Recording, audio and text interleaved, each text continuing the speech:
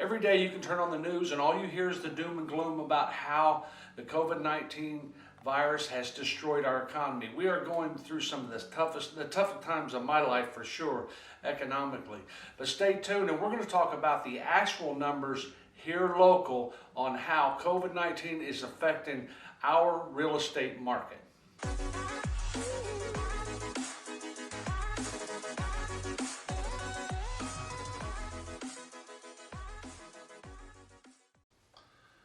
Hello everyone, Will Melton here with Century 21 Redwood Realty with a market snapshot here on the 27th of April 2020. And what I'm going to do, you probably may or may not have seen some of my market snapshots in the past, but what this is a micro market. Every market is around here, I'd like to talk about them as a micro market. Is that, let's say you're looking for a home in Burke, Virginia, where there's several different types of homes. The market for the townhouse market within the zip code of 22015, Burke, Virginia, is completely different than the housing market for a single family home in the same area. So you really need to, when you're looking at all the numbers, we try to listen to these people on TV, and they're talking about the United States of America, which is an ultra macro market, and there is no way that if you're thinking about sitting here in Virginia, let's say in Burke, Virginia, and you're thinking about selling or buying a home, the information you get on a network with some guy at the ponytail in California is not going to help you. Those are not going to be the facts or the reality in your situation. So what I try to do is bring it here really close to home. You can also get your own market snapshot that is tailored to you. You can get a hold of me and we can talk about exactly what market you're looking at and see what the numbers are. What I'm covering today is the single family home housing market in Burke, Virginia, in one zip code, 22015. And just as a reminder, this market snapshot covers a 90-day window. So it's today, April 27th, going back 90 days. So we have some pre-COVID-19 activity there, and then we have almost now, well, at least a month and a half of solid COVID-19 lockdown data to kind of show you. And of course, we'll see more and more as we go forward as that 90-day window moves along. And let's say when we get to the point, it'd be very interesting to see this market snapshot when I can look at, hopefully we don't have a full 90 days of complete shutdown, but the 90 days after we started. And I consider that to be right around the second week of March. And another thing we know from everything that's going on is people being very cautious. But sales and buying is still happening for sure. Today we did a home inspection with this client. They are selling and they're buying right in the middle of this. The house they're buying, the person is selling that house and buying a new one.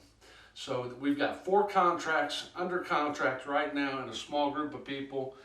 And the market there's the people who need to move or feel comfortable enough to do so are buying and selling. So this goes, still cautious though, and it makes a lot of sense. A lot of people waiting to put their house on the market or waiting to look for a new home. Makes perfect sense to me. I've got an older set of clients that probably more in a risk category for COVID-19.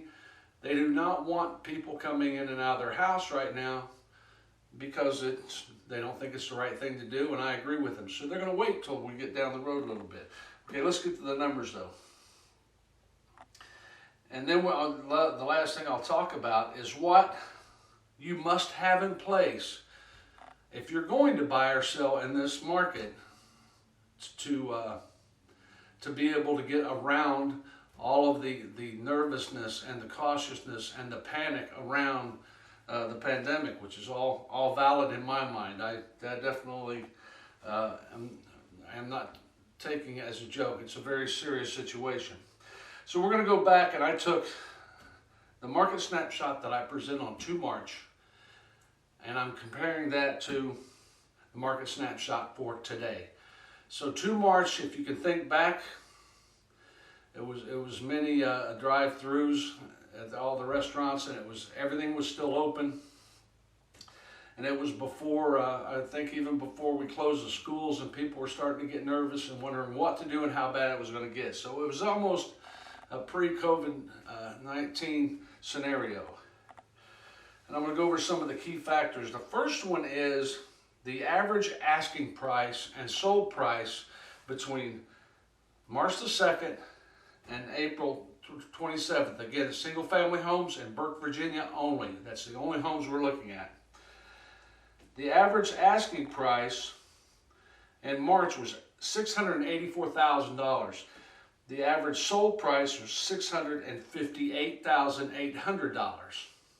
So that they were selling a little bit below average of what the asking price was. Now this may surprise you a little bit, but today, right now, I just ran the report. The average asking price today in Burke, Virginia for a single family home is $715,000. So that's $31,000 more than it was right before COVID-19 started. And of course you do have the time before that, because this is a 90-day window, so you have to keep that in mind when you're looking at the numbers. And the average sold price today is $705,900,000. $705,900,000. So you got right around $30,000 higher on both of those in that short period of time. And the next thing we'll talk about here, and you'll see the charts on the screen as well, is the average sold price. I'm going to get out the detail sheets and just give you the actual numbers. The actual sold price from back in March, we said what the average asking is, $684 for then in March. 21 sold below asking, 17 sold at asking price, and 13 sold above asking price. That was when the average asking was $684. Now today, the average asking, so what's happening right now is that there's 18 sold below asking price, which is fewer than what happened in March. 12 sold at asking price, which is fewer than the one back in March. And 33 homes sold above asking price, and that number in March was 13 homes that sold above asking price. So there's a lot of details and a lot of ways to slice and dice this data, and it's not perfect. This data is not perfect. It's what we have, and it's what I compare month after month. But you can see that it is not as doomy and gloomy as it sounds on the news. These are actual numbers of what happened from the MLS in Burke, Virginia. Now I'm going to go on now to the next one is, how long did it take for these homes to sell? Well, back in March, the average days on the market was 40 days. Today, the average days on the market is 23 days. That's 17 days shorter. Now, the average sold and days on the market before they sold back in March was 235.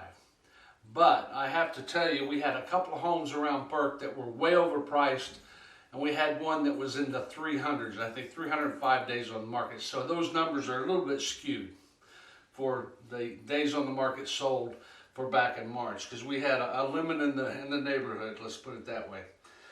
And the amount sold, the average days on the market for Burke for single family home as of today for the last 90 days is 99. Still, I mean, it's not a full-blown market. And there's one thing that I do acknowledge is at this point in time in the spring market, things should really be going crazy. This is when everyone puts their home on the market. So this should be at a huge increase from one to the other, which it's not, and we all understand why, because of COVID-19. but there's still homes being sold and bought, even here in Burke, Virginia. And you can see the days on the market and the prices are even getting better. A lot of people say, what is the pandemic going to do to the price of my home? This is a small bit of proof. There's another video I'm going to dedicate exactly to that, but I'll hold off on that for the next video, so stay tuned to watch that. Now, the number of homes for sale.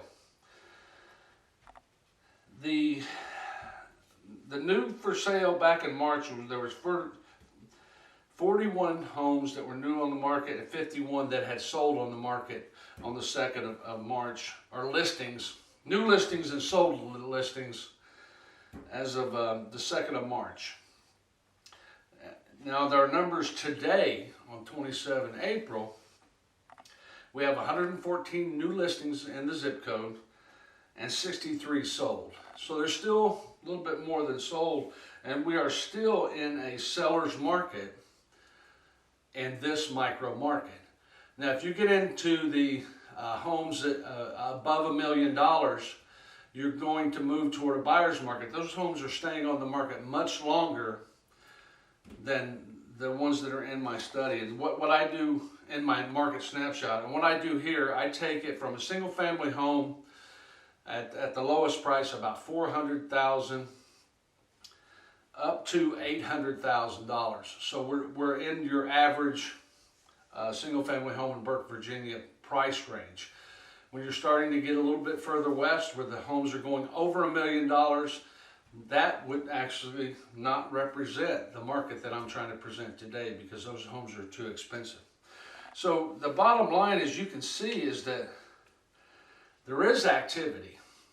And I'm convinced that the reason that there are some successes, and I know some real estate agents that are very busy, including myself, is the reason they're successful, and the reason that I've seen the buyers and sellers like the ones that I dealt with today, is the ability for the agents involved in these transactions are very high tech and very high standards in presenting a home on the market. So it's like for me, and I've said this many times, there are some homes, and you'll see them on the MLS. I even have some, if you Google bad listing photos, it would be fun for you to do. You would not believe some of the things you see. A lot of agents will come in with their iPhone or Android, whatever your preference is. They take pictures of your home with their phone. They go put them on the MLS, and they tell you that it's going to go to all these websites, and that's automatic. Anybody who puts a home in the MLS, it is distributed across Zillow, all of the other, Realtor.com, and all the other websites. And they don't do any social media marketing. They do not do any specialized video, and they don't even do professional video. But what the people that I see that are successful do what I do. You always use a professional photographer and get the best photos and put your home's best features, capture those in the most professional way possible. We have professional photographers that make your home look like it belongs in a magazine. Every home that I list, you get a free consultation from a professional staging company.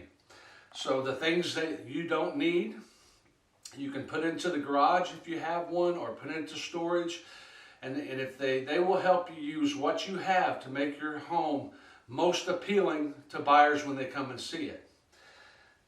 And then if you've already moved, you can actually work with the staging company, and they'll bring some things in, and that's a deal between the two of you. They rent the furniture, and they come in and they make your home look like a home that belongs in a magazine. And it's a proven fact that a home that is staged, whether with your things or theirs, sells faster and for more money. The data's there. And the other thing that we do that's been most impressive to me lately is the value of Matterport, is what we use, Matterport 3D imaging. So they take a 3D image of the entire inside of your home.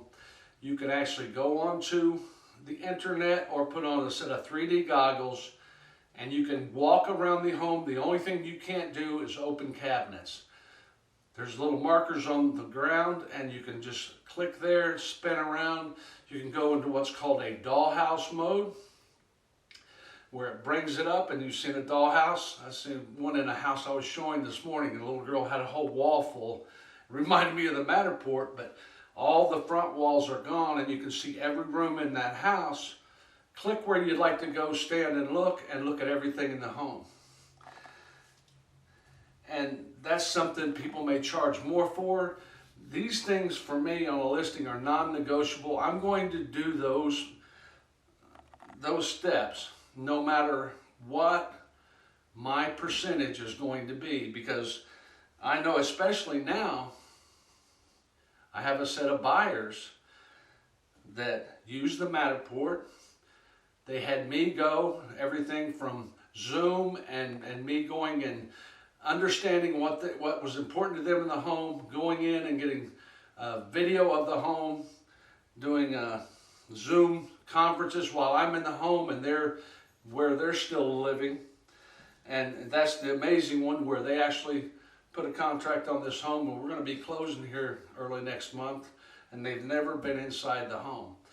The power of the video, the 3D Matterport, and the professional photography makes a huge difference. And I can tell you, the people who dropped off, if there's no way for someone to see your home from their home computer, I believe there's pretty much zero chance that it's going to sell. But if you can let people into the home virtually and they understand how to use the technology, which is not hard, the home will sell. That's all I have on this one. If you have any specific questions, sometimes I get numbers wrong here and there, but I think we captured this pretty good. If you have a specific area that you want a market snapshot for, just let me know. And also, to get an example of one of the Matterport features, I'm going to attach a copy of my listing presentation. There's a lot of videos and things in there, but I think if you jump, I think it's page 12 or 16, it'll be in there, and you can actually go, and I have a mock-up of a Matterport 3D walkthrough that is so cool if you've never seen one. Thank you so much for watching. Please give me a comment, and I hope everyone's doing well. I know the social distancing, so some of the conversations I see and hear on the internet are pretty entertaining, but for us and our family, I've probably got more work done in the last 6 weeks than I've done in a long time, so I've actually used it to my advantage. I hope you have too. And everyone, take care of yourself, and stay tuned to the channel. We're going to be stepping up some of the videos, and take care. Bye.